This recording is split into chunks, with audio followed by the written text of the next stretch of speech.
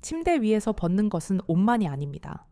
그 사람의 인격과 가면, 그리고 관계에 대한 진실성이라는 본성까지도 바로 그곳에서 가장 투명하게 벗겨집니다. 안녕하세요. 관계 심리학과 애착 이론을 중심으로 인간의 내밀한 본성을 연구하는 심리학 박사 김지원입니다. 오늘 우리는 매우 민감하지만 동시에 많은 분의 삶에 깊은 상처나 혹은 중요한 깨달음과 연결되어 있는 주제에 대해 이야기해 보려 합니다. 우리는 흔히 바람기라는 것을 연애나 결혼 생활 중에 발생하는 하나의 사건이나 실수로만 생각하는 경향이 있습니다. 많은 분이 상담실에 오셔서 그 사람이 어쩌다 한번 실수를 했어요 라고 말씀하시곤 합니다.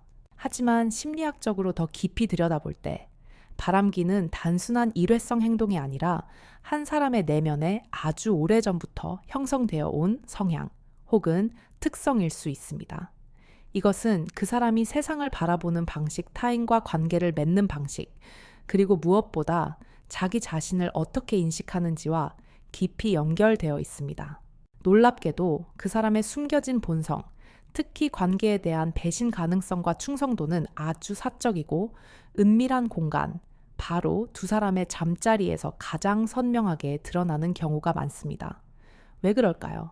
그곳은 우리가 일상생활에서 쓰고 있던 사회적 가면을 가장 많이 벗어던지는 무대이기 때문입니다. 평소에는 누구보다 다정하고 이성적이며 배려심 깊어 보이던 사람도 가장 원초적인 욕구와 본능이 드러나는 그 순간에는 자신의 진짜 모습, 즉 이기심이나 공감 능력의 결여, 혹은 타인에 대한 통제 욕구 등을 완벽하게 숨기기 어렵습니다. 그곳은 이성의 통제력이 가장 약해지고 무의식의 언어가 지배하는 공간이기 때문입니다. 그래서 어떤 학자들은 잠자리를 관계의 진실이 드러나는 무대라고 부르기도 합니다. 오늘은 바람기 많은 남성이 잠자리에서 공통적으로 그리고 습관적으로 보이는 4가지 행동 패턴에 대해 심층적으로 분석해 보겠습니다. 이 이야기를 드리는 목적은 여러분의 파트너를 불필요하게 의심하라는 뜻이 절대 아닙니다. 오히려 그 반대입니다. 이 시간을 통해 여러분이 현재 맺고 있는 혹은 미래에 맺게 될 관계의 가장 내밀한 순간에 내가 한 인격체로서 존중받고 있는지 아니면 그저 한 사람의 욕구 해소를 위한 수단이나 도구로서 이용당하고 있는지 스스로 점검해 볼 수 있는 명확한 기준을 제시해 드리고자 합니다. 이것은 당신의 자존감과 행복을 지키는 매우 중요한 일입니다. 때로는 불편한 진실을 마주하는 것이 불행한 관계를 지속하는 것보다 훨씬 더 우리를 성장하게 만듭니다. 본격적인 이야기에 앞서 아주 흥미로운 2가지 사례를 먼저 소개해 드릴까 합니다. 이 2사례는 제가 오랫동안 상담하고 연구한 수많은 데이터를 기반으로 재구성한 것입니다. 여러분이 만약 이 2사람을 만났다면 과연 누가 더 바람둥이 기질이 높다고 생각하시는지, 그리고 그 이유는 무엇일지 마음속으로 깊이 추측해 보시기 바랍니다. 첫 번째 남자는 32살의 박형준 씨입니다. 형준 씨는 텔레비전의 아침 교양 프로그램에도 몇 번 출연한 적이 있는 제법 이름이 알려진 연애 칼럼니스트입니다.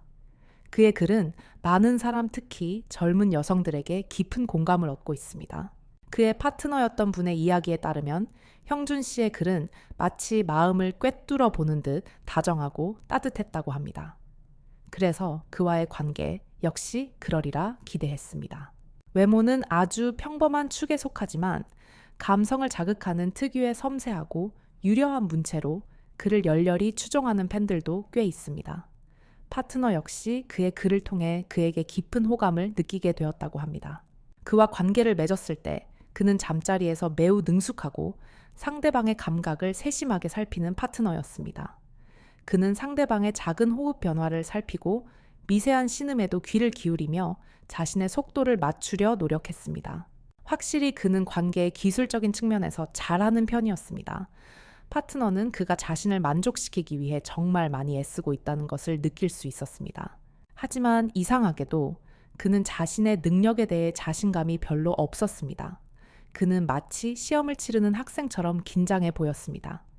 파트너가 관계 후에 정말 좋았어 라고 진심으로 말해주어도 그는 그것이 진심인지 확신하지 못하는 듯 했습니다. 그는 정말 어느 부분이 혹시 나 때문에 불편한 건 없었어? 라며 계속해서 되묻곤 했습니다. 그는 파트너의 만족을 통해 자신의 존재를, 자신의 남성성을 확인받고 싶어 하는 듯 보였습니다. 그런 불안감 탓인지 그는 파트너가 절정을 느끼지 못하는 것 같으면 그것을 마치 자신의 큰 실패처럼 받아들였습니다. 그는 파트너가 충분히 느낄 때까지 계속 애쓰고 싶어 하는 모습을 보였습니다. 때로는 그것이 파트너에게 부담이 되기도 했지만 그럼에도 불구하고 파트너가 단 한 번이라도 오늘은 좀 피곤해서 그만하고 싶어? 라고 솔직하게 거부 의사를 표현하면 그는 절대 밀어붙이는 법이 없었습니다. 그는 즉각적으로 행동을 멈추고 아, 미안해. 내가 너무 내 생각만 했구나 라며 진심으로 사과했습니다. 그의 사과는 형식적인 것이 아니라 정말로 미안해하는 기색이 역력했습니다. 파트너는 때로 이 사람이 정말 나를 원하는 게 맞나 싶을 정도로 그가 파트너가 그어놓은 선을 철저하게 지키는 모습에 놀라기도 했습니다. 그는 자신의 욕구보다 파트너의 거절을 더 중요하게 생각하는 듯 보였습니다. 다만 조금 특이한 점이 있다면 그는 겨드랑이 같은 특정 신체 부위에 유독 집착하는 모습을 보였다는 것입니다. 그것이 그의 개인적인 성적 취향인 듯 했습니다. 파트너는 조금 이상하다고 생각했지만 저에게 해를 끼치는 것은 아니었으니까요. 라고 덧붙였습니다. 이것이 첫 번째 남자 박형준 씨의 모습입니다. 두 번째 남자는 29살의 서간국 씨입니다. 간국 씨는 누가 봐도 감탄할 만한 선이 부드러운 동안형 얼굴을 가진 미남입니다. 그는 외국계 유명 화장품 회사에서 마케팅을 담당하며 동년배에 비해 훨씬 높은 고액의 연봉을 받고 있습니다. 그야말로 많은 이성이 선망하는 조건을 두루 갖춘 남자였습니다. 파트너는 주변의 모든 친구가 저를 부러워했어요. 제가 생각해도 저는 정말 운이 좋다고 생각했죠. 그는 완벽해 보였거든요. 라고 말했습니다. 그는 평소 대화에서 나는 과거의 여자가 정말 많았어. 솔직히 나 정도면 잠자리 경험도 풍부하고 웬만한 여자는 다 만족시킬 수 있지. 라고 스스로 공공연하게 말하고 다녔습니다. 자신의 매력과 능력에 대한 자부심이 대단했습니다. 파트너는 처음에 저녁 식사 자리에서 그런 말을 하는 게 조금 거슬렸지만 그냥 자신감이 넘치는 사람이라고만 생각했어요. 돌이켜보면 그게 첫 번째 신호였는데 말이죠. 라고 회상했습니다. 하지만 막상 그와 침대에 올라가 보니 파트너는 이게 실화인가 싶을 정도로 충격적이었다고 합니다. 그의 자신만만한 말과 실제는 너무나도 달랐습니다. 그는 관계의 감정적 교류를 돕고 상대방을 편안하게 만드는 관계, 전에 다정한 소통이나 애무를 거의 생략했습니다. 파트너는 입맞춤도 따뜻한 포옹도 없이 그는 마치 정해진 순서를 처리하듯 바로 본론으로 들어갔어요. 라고 말했습니다. 그는 파트너의 몸이 충분히 준비되었는지 감정적으로 동화되고 있는지 전혀 확인하지 않았습니다. 모든 과정은 일방적이고 투박했으며 오직 자신의 리듬과 욕구대로만 돌진했습니다. 파트너는 고통을 참아야 했습니다. 하지만 그 상황에서 아프다고 말할 용기가 나지 않았습니다. 그래서 어쩔 수 없이 흥분하는 척 연기를 해야만 했습니다. 그냥 이 끔찍한 시간이 빨리 끝나기만을 바랐어요. 더욱 놀라운 것은 간국 씨가 파트너의 그 서툰 연기를 조금도 의심하지 않았다는 것입니다. 그는 심지어 역시 난 대단해 라는 듯한 뿌듯한 표정까지 지어 보였습니다. 그는 파트너의 거짓 반응에 스스로 도취되어 있는 듯 보였습니다. 간국 씨는 아주 짧고 격렬하게 끝나는 잠자리를 선호했습니다. 그에게 관계란 자신이 절정에 이르는 순간 모든 것이 끝나는 것을 의미했습니다. 파트너의 만족 여부는 전혀 그의 고려 대상이 아니었습니다. 그는 제가 괜찮은지 좋았는지 한 번도 묻지 않았어요. 관계가 끝나자마자 그는 파트너를 안아주거나 고생했어, 사랑해 같은 다정한 말을 건네는 관계 후의 교감 과정을 완전히 생략했습니다. 그는 곧바로 등을 돌리고 눕거나 심지어 머리맡에 둔 스마트폰을 확인하기도 했습니다. 방금 전에 그 열기가 마치 거짓말이었던 것처럼 그는 파트너를 그 자리에 없는 사람처럼 대했습니다. 파트너는 그 순간 깊은 수치심과 비참함을 느꼈다고 고백했습니다. 특히 그는 아침에 일어나 출근하기 전에 파트너가 어젯밤에 무리해서 피곤해. 나중에 하면 안 될까? 라고 분명하게 거부 의사를 밝혀도 출근하기 전에 잠깐이면 돼. 라며 파트너를 지붕어리고 괴롭히듯 반드시 관계를 하고 나서야 씻으러 갔습니다. 그것은 사랑하는 사람과의 애정 표현이 아니라 그가 아침마다 처리해야 할 일과처럼 보였습니다. 파트너는 그건 사랑이 아니라 일방적인 요구였어요. 저는 그저 그의 욕구를 받아주는 존재일 뿐이었죠. 라고 말했습니다.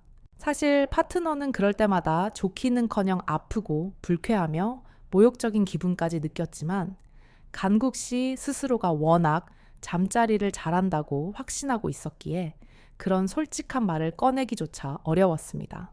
게다가 그는 잠자리 중에 나는 이게 좋아. 나는 이 자세가 편해. 나는 이렇게 해줬으면 좋겠어. 처럼 유독 나를 주어로 말하는 경향이 짙었습니다. 파트너는 그에게서 당신은 어때? 당신은 뭘 좋아해? 라는 질문을 단 한 번도 들어보지 못했다고 합니다. 여러분, 이 두 사람의 이야기 잘 들어보셨나요?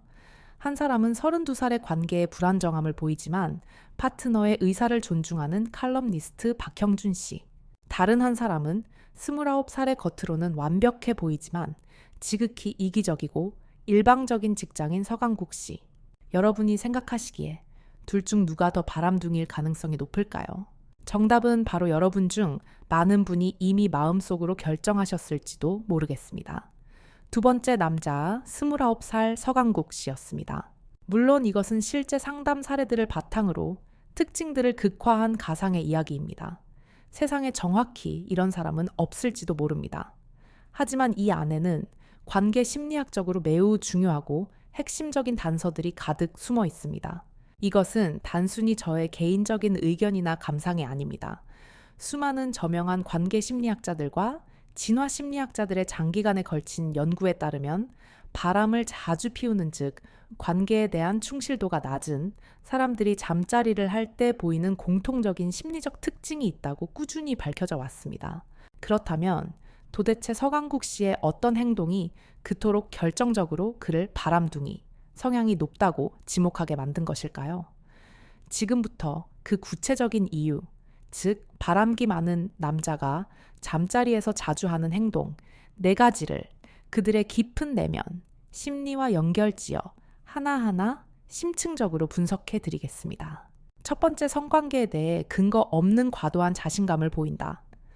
첫 번째로 가장 두드러지는 특징은 바로 자만심입니다. 이 지점에서 우리는 건강한 자신감과 병적인 자만심을 명확하게 구별해야 합니다.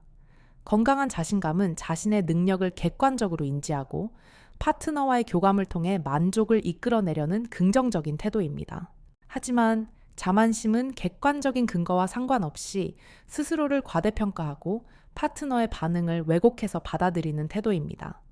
앞서 서강국 씨는 스스로 경험이 많다, 나는 잘한다고 공공연히 말했습니다.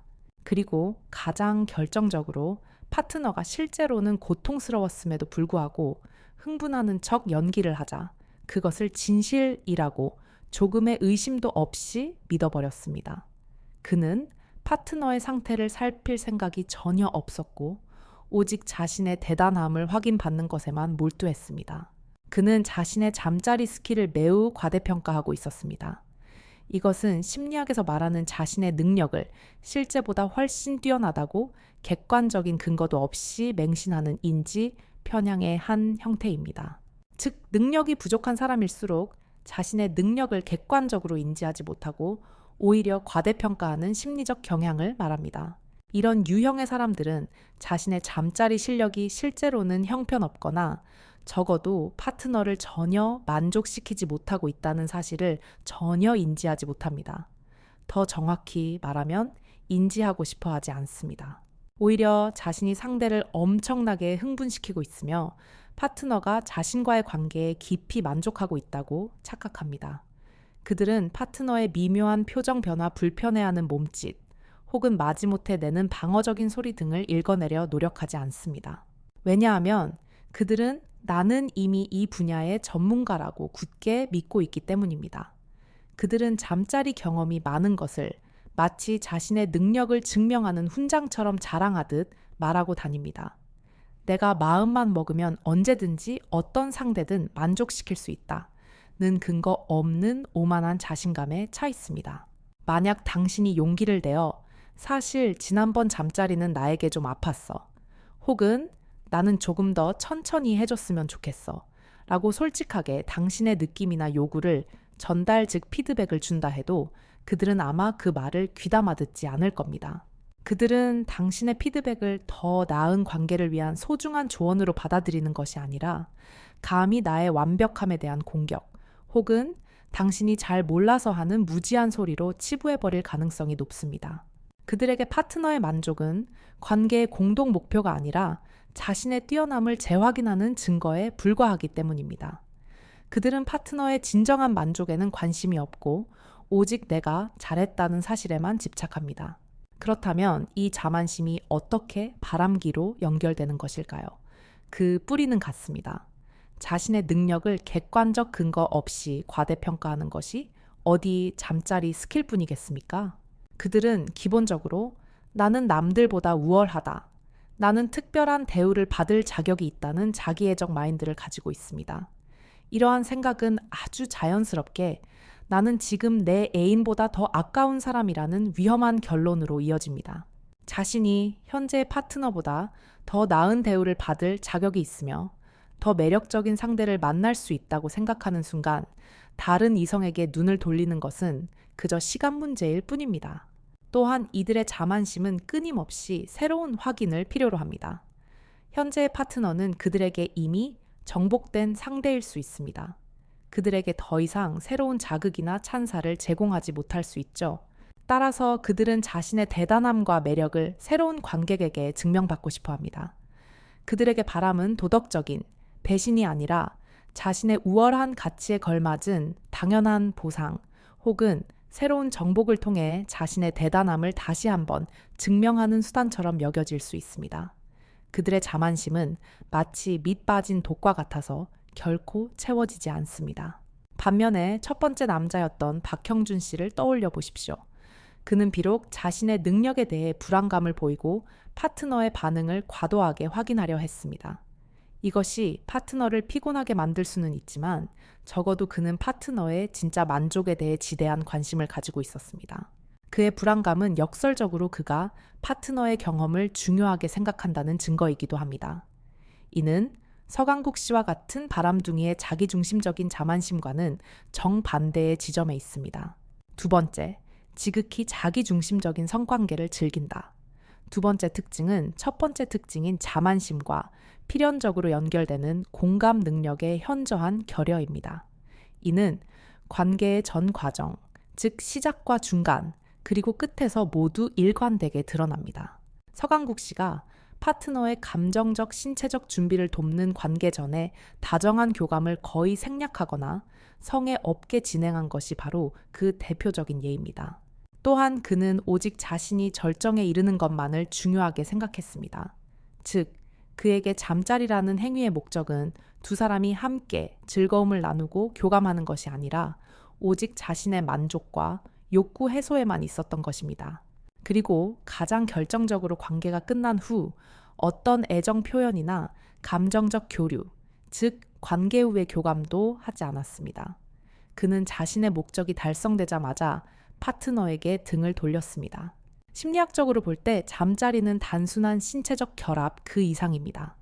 그것은 두 사람이 서로에게 가장 취약하고 무방비한 모습을 공유하는 매우 깊은 감정적 교류의 장입니다. 따라서 잠자리에 들어가기 전에 따뜻한 대화나 스킨십 즉 관계 전의 교감은 상대방의 몸과 마음을 안전하게 여는 신성한 의식과도 같습니다. 이는 나는 당신을 존중하며 당신과 감정적으로 연결될 준비가 되었다는 신호입니다. 마찬가지로 관계가 끝난 후의 따뜻한 포옹이나 다정한 대화, 즉 관계 후의 교감은 어쩌면 시작 전보다 훨씬 더 중요합니다. 이것은 당신은 내게 단지 욕구 해소의 대상이 아니라 매우 소중한 사람이라는 것을 확인시켜주는 안정의 신호입니다. 이 과정을 통해 두 사람 사이에는 신뢰와 애착을 형성하는 특별한 호르몬이 분비되며 정서적 유대감이 쌓이는 데 결정적인 역할을 합니다. 하지만 자기중심적인 사람들은 이러한 모든 과정을 귀찮은 것, 불필요한 시간 낭비 혹은 굳이 하지 않아도 되는 것으로 치부합니다. 나만 좋으면 그만이지. 그런 걸 왜 해? 라고 생각하는 경향이 매우 강합니다. 심지어 그들은 두 사람의 감정 상태가 좋지 않을 때, 예컨대 크게 싸운 날에도 분위기나 상대의 감정과는 상관없이 잠자리를 하려고 시도할 수 있습니다. 상대방이 지금 얼마나 속상한지, 얼마나 상처받았는지는 중요하지 않습니다. 오직 자신의 신체적 욕구를 지금 당장 해결하는 것만이 중요하기 때문입니다. 그들은 잠자리를 화해의 수단이 아니라 자신의 욕구를 푸는 수단으로 사용합니다. 행복한 잠자리의 본질은 사실 별것 없습니다. 두 사람이 모두 즐거워하고 함께 만족하며 서로 존중받고 있다고 느끼면 되는 것이죠. 그러나 상대방이 쾌감을 느끼든 말든, 심지어 아파하거나 불쾌해하든 말든 전혀 신경 쓰지 않고 오직 자신에게만, 자신의 쾌감에만 집중하는 사람들이 있습니다. 이들은 심리학적으로 성적 공감 능력이 현저히 낮은 부류로 분류됩니다. 수많은 관계 심리학 연구에 따르면 이처럼 성적 공감 능력이 낮은 사람들은 꼭 연인처럼 깊고 긴밀한 관계가 아니어도 잠자리를 할 수 있다고 생각하는 경향이 매우 높게 나타났습니다. 그들은 감정적 연결이라는 것을 중요하게 생각하지 않거나 심지어 거추장스럽게 여기기도 합니다. 심지어 일부 응답자들은 감정적인 교류나 미래에 대한 책임을 나눌 필요가 없는 잘 모르는 사람과의 하룻밤 관계가 오히려 더 즐겁고 편하다고 응답하기도 했습니다. 이들에게 현재 연인과의 잠자리는 우리 관계의 특별함을 확인하는 신성한 행위가 아닙니다. 그저 수많은 욕구 해소 창구 중 가장 손쉽고 가까운 창구일 뿐입니다. 그렇기에 그들은 현재 파트너에게서 만족을 얻지 못하거나 자신이 못하는 것임에도 파트너 탓을 하며 혹은 단지 새롭고 더 강한 자극이 필요하다는 이유만으로 다른 대상을 찾는 것에 대해 어떠한 심리적 저항이나 죄책감도 느끼지 못합니다. 파트너를 자신과 동등한 인격체가 아닌 자신의 욕구를 채워주는 도구로 바라보기 때문입니다. 공감이 없기에 죄책감도 없는 것입니다. 세 번째 잠자리를 자신의 당연한 권리라고 생각한다. 세 번째 특징은 아마도 이 네 가지 중에서 가장 위험하고 파괴적인 신호일 것입니다. 그것은 바로 잠자리에 대한 성적 권리 의식입니다. 즉, 자신이 원할 때는 언제든지 잠자리를 할 수 있어야 한다는 비뚤어진 생각입니다. 앞선 사례에서 아침에 피곤하다고 분명히 거부 의사를 밝힌 파트너를 무시하고 출근 전에 잠깐이면 된다며 관계를 사실상 강요한 서강국 씨의 행동은 이 특징의 핵심을 정확하게 보여줍니다. 이런 사람들은 우리는 연인 사이잖아.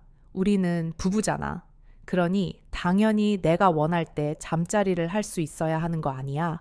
라고 굳게 믿습니다. 그들은 잠자리를 두 사람이 동등한 인격체로서 합의하고 선택하는 사랑의 행위로 보는 것이 아니라 연애나 결혼의 대가로 자신에게 주어지는 당연한 권리 혹은 자격이라고 심각하게 착각합니다. 그래서 이들은 파트너가 몸이 아프거나 너무 피곤하거나 혹은 단순히 감정적으로 그럴 기분이 아니라는 이유로 잠자리를 거부할 때 그것을 파트너의 당연한 의사표현으로 존중하지 못합니다.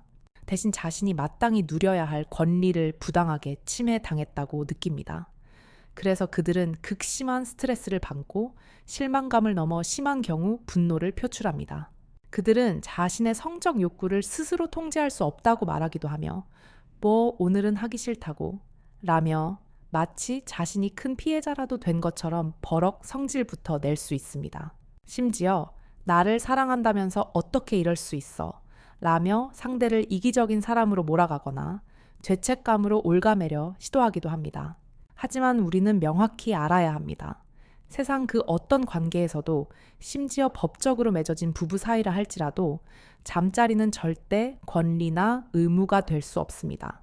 그것은 매 순간 매번 새롭게 이루어져야 하는 두 사람 간의 자발적이고 기꺼운 동의에 기반해야 합니다. 어제의 동의가 오늘의 동의를 보장하지 않으며 연인이라는 신분이 그 동의의 과정을 생략할 수 있는 통행증이 되는 것은 절대 아닙니다. 이러한 권리의식은 사실 성적 욕구의 문제가 아니라 통제 욕구의 문제입니다. 그들은 파트너의 거절을 견디지 못합니다.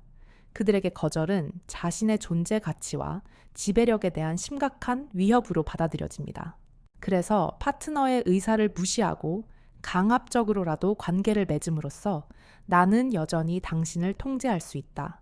이 관계의 주인은 나다. 라는 것을 확인하려 드는 것입니다. 이런 행동의 뿌리에는 상대방의 의사를 개의치 않고 자신이 하고 싶은 대로 해야만 직성이 풀리는 폭력성과 공격성이 숨어 있습니다. 한 저명한 심리학 연구에서는 이 공격성과 충동 통제 능력의 결여가 바람기와 가장 연관성이 높다고 발표했습니다. 이유는 단순합니다. 이들이 바람을 피우는 이유는 마음껏 성관계를 하고 싶어서입니다. 그들은 자신의 욕구를 통제할 의지도 필요성도 느끼지 못합니다. 따라서 현재의 연인이 자신의 욕구를 그 이유가 무엇이든 즉각적으로 원하는 방식으로 충족시켜주지 않으면 그들은 자신의 권리를 실현하기 위해 다른 상대를 찾아 나서는 것을 전혀 주저하지 않습니다. 이러한 통제 욕구와 폭력성은 잠자리 중이 아니더라도 평소 자기 뜻대로 일이 풀리지 않을 때 쉽게 신경질을 내거나 운전할 때 난폭해지거나 혹은 사소한 일에도 화를 참지 못하는 성격에서도 일관되게 관찰될 수 있습니다. 네 번째 1인칭 대명사, 나를 과도하게 사용한다. 마지막 네 번째 특징은 잠자리 중이나 혹은 잠자리에 대해 이야기할 때 드러나는 대화 방식입니다. 그것은 바로 자기애적 성향의 발현입니다. 서강국 씨는 나는 이게 좋아. 나는 이 자세가 편해. 나는 이렇게 해줬으면 좋겠어.처럼 유독 나라는 1인칭 대명사를 많이 사용했습니다. 물론 건강한 관계에서 자신의 선호를 솔직하게 표현하는 것 자체는 매우 중요하고 필요한 소통입니다. 문제는 나의 이야기만 있고 너 혹은 우리의 이야기가 실종되었다는 점입니다. 그의 대화에는 당신은 어때? 당신은 무엇을 좋아해? 지금 괜찮아. 우리가 함께 더 좋을 수 있는 방법이 있을까? 와 같은 파트너를 향한 질문과 관심이 완전히 배제되어 있습니다. 이런 사람들에게 세상은 나를 중심으로 돌아갑니다. 그들에게 파트너는 동등한 인격체라기보다는 나의 욕구를 충족시키고 나의 위대함을 확인시켜주며 나의 즐거움을 위해 존재하는 도구 혹은 자아의 확장으로 인식될 수 있습니다. 그들은 파트너가 무엇을 좋아하는지 지금 어떤 감정을 느끼는지에 대해서는 진심으로 궁금해하지 않습니다.